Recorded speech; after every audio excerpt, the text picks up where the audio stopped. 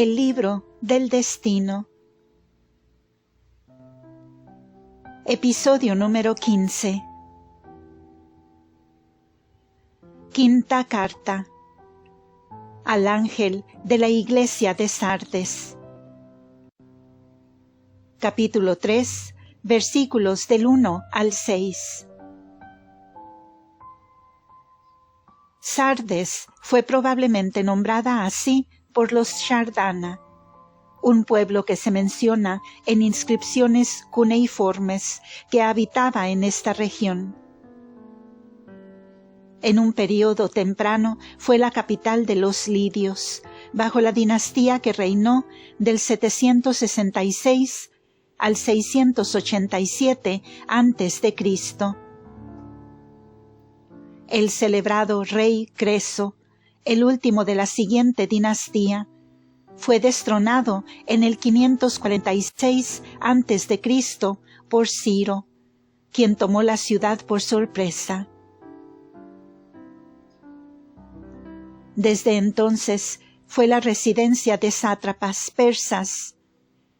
Se rindió a Alejandro Magno en el 334 a.C., y después de él le perteneció a los Antígonos hasta el año 301 a.C., cuando cayó en manos de los seleucidas. Los romanos la tomaron en el 190 a.C. y la incorporó al reino de Pérgamo y la hizo capital de la provincia de Lidia. Fue sacudida por un terremoto en el año 17 a.C., pero con la ayuda de Tiberio fue prontamente reconstruida. Llegó a ser nuevamente una gran ciudad y fue famosa por su manufactura de lana e industrias de teñido. Había sido una ciudad de grandes lujos y morales laxas. Sardes estaba situada en el río Pactolo, al pie del monte Molo, como a 64 kilómetros al sureste de Tiatira. Dominaba el gran valle de Hermo, estando ubicada donde los caminos de Tiatira, Esmirna, la Odisea y el río Licos convergían. Fue construida en una montaña separada de la cordillera del Molo y solo era accesible por el sur. Antíoco el Grande escaló las abruptas rocas y entró en la ciudad por sorpresa, como un ladrón en la noche. Sardes es al presente una pequeña villa llamada Sart. La Iglesia nunca jugó una parte distinguida durante su historia. Nada se sabe del establecimiento de la congregación cristiana allí. San Melito, que murió entre el 171 y el 180, fue uno de sus obispos. Era un apologista. Y hubo otros mártires. En el VII siglo, Sardes tenía el sexto rango en la jerarquía de Lidia y tenía 27 sufragantes. El pueblo fue destruido por los turcos al principio del siglo XIV.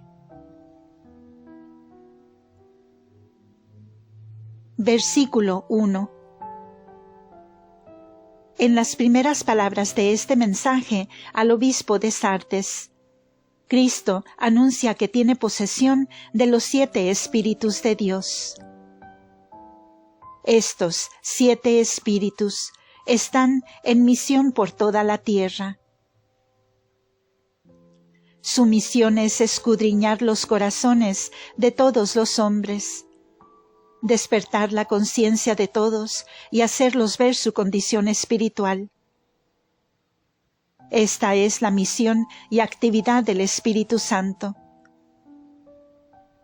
Los 7 espíritus son, pues, un símbolo del Espíritu Santo. Como Cristo es uno con el Padre, también es uno con el Espíritu Santo, porque Él es una sustancia y una mente con el Espíritu Santo. No solo conoce las obras, sino la conciencia de todos, y los huecos más recónditos de sus corazones. También tiene las 7 estrellas, mencionadas en el capítulo 1, versículos 16 y 20. Y al tenerlas en su mano, tiene absoluto control sobre ellas. Posee estas 2 prerrogativas. Cristo puede hablarle con autoridad divina e inefable al obispo de Sardes, porque Él ilumina la conciencia de todos por el Espíritu Santo. Cada uno conoce su culpa y no puede guardar ninguna excusa para el pecado. Los lidios tenían una mala reputación por el lujo y su compañera, la inmoralidad, según Heródoto. Sardes fue próspera a partir de su reconstrucción. Tenía el mercado del Asia Central, que la hizo muy activa y emprendedora. El culto a Afrodita promovía una vida relajada. En contraste con la mala fama de los lidios, el obispo de Sardes tenía una buena reputación.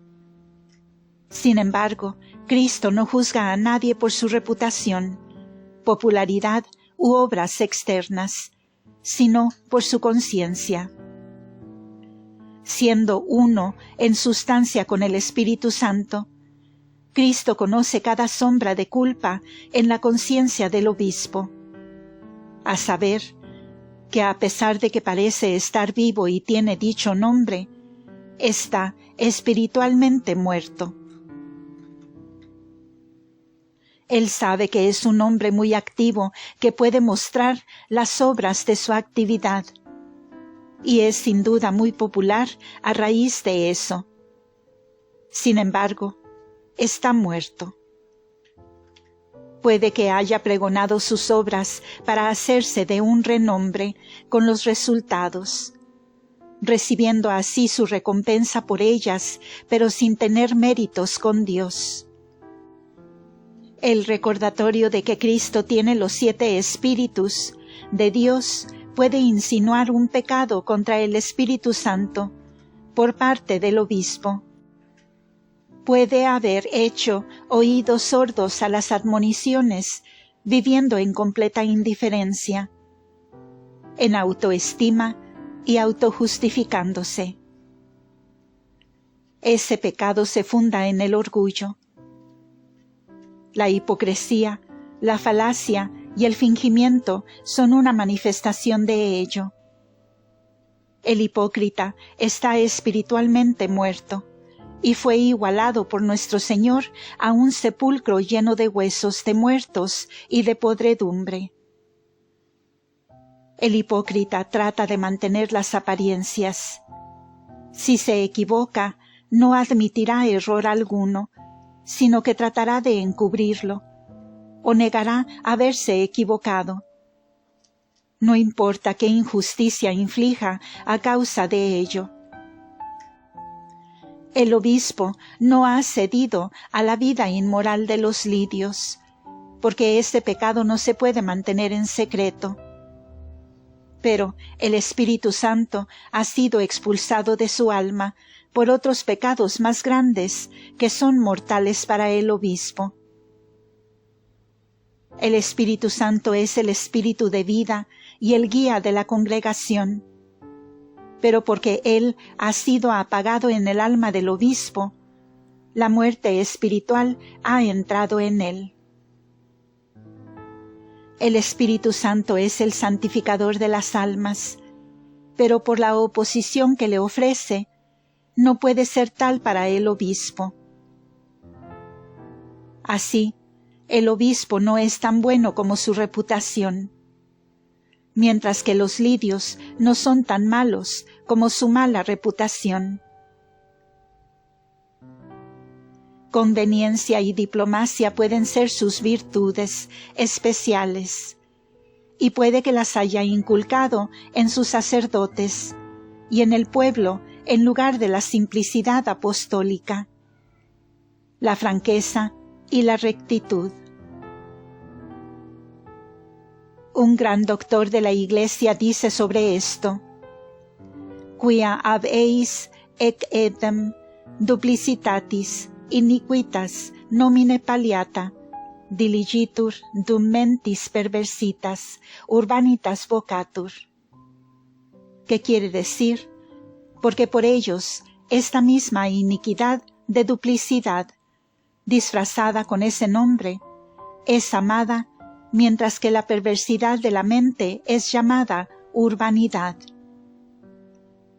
Palabras de San Gregorio Papa. Libro 10, capítulo 16, en capítulo 12 sobre Job. Por este ejemplo, habría alentado en sus sacerdotes un fingimiento y palabras santurronas. Así habría tenido una sed por la adulación y reconocimiento por sus obras, mientras pretendía despreciarles.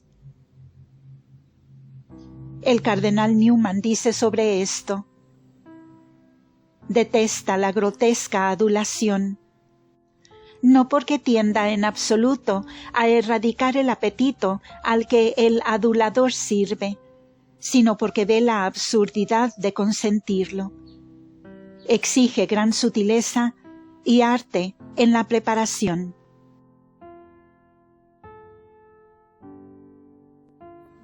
Tal vez probó su resentimiento y malicia en los sacerdotes que eran fieles y sinceros con él, y abusó de su sagrada autoridad para satisfacer su despecho y venganza contra ellos, o contra algún diácono o miembro de su grey. Tal vez hasta tergiversó y calumnió a algún sacerdote, e hizo juicios condenatorios contra él, bajo falsas suposiciones. O tal vez aplastó la verdad con falacias o pretextos, o calumnió a algún sacerdote que le desagradaba, o aplastó a alguien que se defendía contra sus calumnias e injusticias, así evadiendo su deber de mantener la ley y el orden. Podría haber tenido el hábito de decidir en asuntos importantes de acuerdo a sus deseos y caprichos, y echó toda la consistencia por la ventana. O habrá escuchado atentamente a alguna persona predilecta que era un mal consejero entre sus clérigos. Podría haber sido de sangre judía y haber favorecido a su propia nacionalidad entre los clérigos, por lo que sus obras, al no ser desinteresadas, eran meramente obras humanas. Seguramente que no perdió el tiempo viajando, pues eso conllevaba penurias y peligros en aquellos días. Podría haberse perfeccionado en la hipocresía, a tal grado que se sintiera satisfecho con haber hecho su deber cuando evitó problemas o algo desagradable, o cuando por algún motivo humano depuso el principio y la ley, por lo que había una grave contradicción entre sus palabras santurronas y un ejemplo sin principios. Evidentemente se descuidó al hacer cumplir los decretos apostólicos, que eran de primera importancia en aquellos días para salvaguardar que los cristianos no regresaran a las prácticas supersticiosas. Así habría hecho concesiones para evitar conflictos. San Jerónimo, en su libro 4, Comentario sobre el capítulo 23 de San Mateo, dice de los obispos hipócritas de su tiempo: Ve vobis miseris, ad quos pharisacorum vitia transierunt. ¡Ay de vosotros, miserables, a quienes se ha pasado los vicios de los fariseos! En armonía con su carácter, no era obviamente un hombre de oración y contemplación. No estaría muerto por el pecado de la pereza, porque tenía el nombre de ser vivo, pero probablemente practicaba el laxismo, sin apreciar el celo en sus sacerdotes, reprendiendo a aquellos que lo demandaban todo de la gente en cuanto a los sacrificios apostólicos y obras de penitencia, condenando la denuncia del mal y la falta de observancia de las leyes de Dios y la Iglesia, y persiguiendo el valor para defender la verdad y la justicia. Lo más probable es que no obrara para avanzar la fe a una espiritualidad mayor, sino que comendaba a sacerdotes laxos que eran suaves con la gente en materia de piedad y el estudio de su religión, por lo que la piedad y el ascetismo apostólico se deterioró y murió. El subsiguiente versículo lo sugiere. Junto con esto, favorecería a los sacerdotes que cultivaron sus favores, e ignoró o maltrató a aquellos que fielmente hacían sus deberes, y no tenía tiempo para vigilar o para adular. El obispo probablemente se ha vuelto mundano y aprecia los avances mundanos sobre las ganancias espirituales, y se ha puesto falsos estándares. Cristo lo ha tomado a él y a la congregación de la muerte del estado espiritual, por el llamado a la fe, y le ha dado su espíritu a los miembros, para que sean celosos por Dios y por su propia santificación. Pero son fríos e indiferentes. El obispo se ha buscado esto por sus propios pecados: hipocresía, mundanidad y falta de fervor. Versículo 2. Cristo le da al obispo una inquietante advertencia. Durante su historia, 2 veces ha caído la ciudad en las manos del enemigo por falta de vigilancia. Y así la advertencia tenía una alusión amenazadora. Si la persecución confrontara repentinamente a la congregación, seguramente caería, porque su vida espiritual está casi extinta. Al pueblo no le queda la fuerza suficiente para defender su fe o sacrificar sus vidas por ella. No es suficiente ser vigilante y decirle a la gente qué hacer. El obispo debe apegarse al principio y estrictamente mantener la ley y no dejar que la gente se salga por un capricho. Debe revivir y restablecer la fe en toda la congregación, porque está a un pie de la muerte. Esta es una rama decadente de la Iglesia. Y así como es donde sea que la fe se deteriora, así se requerirá una muy ardua labor para fortalecer a la gente otra vez en su religión, su piedad y buenas obras, y traerlos una vez más a las expectativas apostólicas. El tiempo aoristo utilizado en el texto expresa el hecho de que lo peor pronto pasará, pues la decadencia no es completa. Algunos estaban a la puerta de una muerte espiritual, pero son animados de nuevo y pueden ser salvados, si el obispo cumple con sus deberes pastorales. Lo restante son los miembros de la congregación que han retenido las prácticas de su religión a pesar del laxismo de su obispo. Y aún hay vestigios de vida espiritual en la parroquia. El obispo se ha ganado la reputación de estar vivo, haciendo algunas buenas obras, pero les falta el cumplimiento que las haría aceptables a Dios. No tienen calidad espiritual. Las obras son completas solamente cuando son hechas en estado de gracia y con motivo e intención sobrenaturales. No hay nicolaitas en Sardes. Esta es una advertencia en sí misma. Hay menos peligro para los fieles en la herejía que en una conciencia obcecada hacia la negligencia de serios deberes. La congregación de Esmirna y Filadelfia tienen herejías que combatir, pero no están en tal apuro espiritual como la de Sardes, donde los cristianos no son molestados, pero pasan por alto o les guiñan a vicios más peligrosos que aquellos ocasionados por la herejía. Esto a menudo se ha verificado, y el pueblo y los sacerdotes que vienen de países católicos se dejan llevar a menudo por motivos mundanos, hipocresía y ganancias temporales. Y porque los obispos están ciegos a dichas cosas, se convierten en vicios nacionales.